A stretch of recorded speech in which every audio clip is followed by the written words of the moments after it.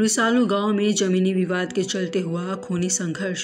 आपको बता दें कि चांदनी बाग थाना क्षेत्र के गांव रिसालू निवासी 60 साल की महिला का शुक्रवार सुबह गांव के तालाब के पास शव मिला था।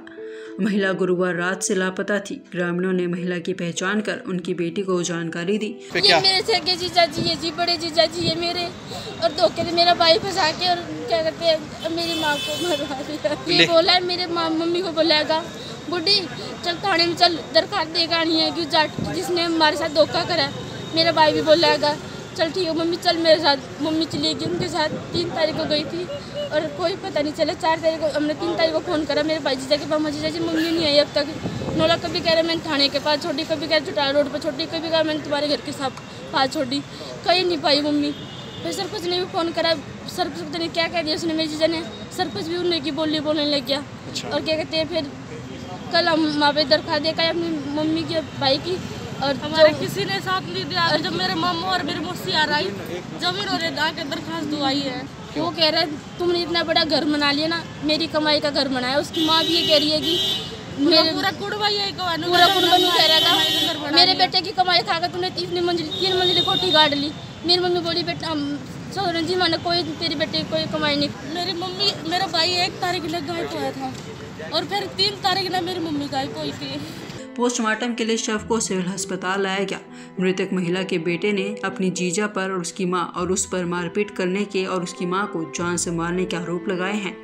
रिसालू गांव निवासी 60 साल की रोशनी देवी मेहनत मजदूरी कर अपनी 5 बेटी व 1 बेटे को पाल रही थी।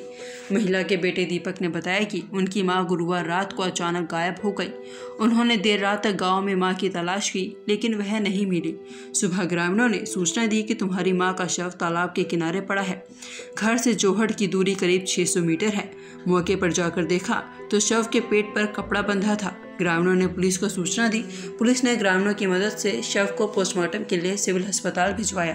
मेरे को पहले जी मेरे को मारा पीटा, मैं बोला मैं तेरी माँ को बैठा के लेके आऊँगा, चल जो कुछ हो गया। हाँ मेरी माँ अपनी माता ने बोली है कि वो जाट के तरीके से धोखाधड़ी करी ना, तो उस पर कंप्लेंट कर लिया।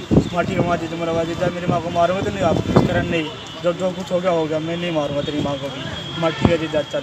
मैंने अपनी माँ बोली हाँ माँ चलो जो मैं जीजा कह रहा जो हो गया सो हो गया, एक तो मेरे गिल चल वो जाट की कार्रवाई करो, उसकी जाट कंप्लेंट लिखवानी है 29 सेक्टर में, तो मेरे साथ चल। मेरी माँ कह रही चल ठीक है बेटा मैं चल पड़ूँगी।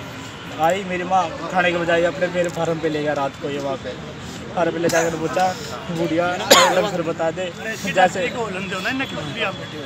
जैसे उसने मेरे गिल करा वैसा बर्ताव ने मेरी माँ के लिए करा जी।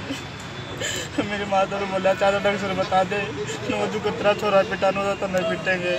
मेरी माँ ने कह रही बेटा मेरे छोरे कोई धोखाधड़ी नहीं करी। मेरी माँ ने मेरे बेटे ने। वहीं दूसरी ओर पानीपत के सिविल अस्पताल में ग्रामीणों में आपस में ही विवाद छिड़ गया।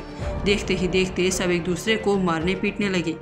वहीं इस मामले को लेकर एसएचओ ने मीडिया को क्या जानकारी दी वह भी आप जरा गौर से सुनिएगा।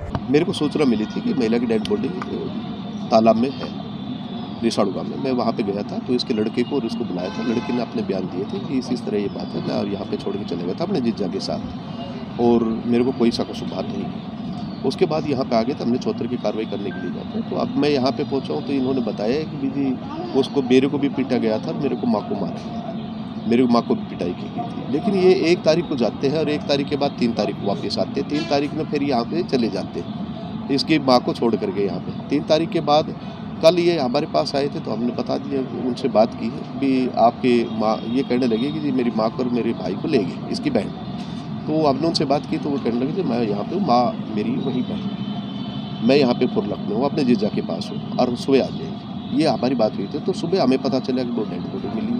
तो इन्होंने ये बयान दिया। अभी जैसे भी ये बयान देंगे और जैसे भी ये कह रहे हैं मेरी पिटाई की गई तो मैं इस मामले में इसका मेडिकल भी करा लूँगा। मेडिकल जो भी कार्रवाई होगी जो उचित कार्रवाई होगी और जो कानून है वही काम होगा।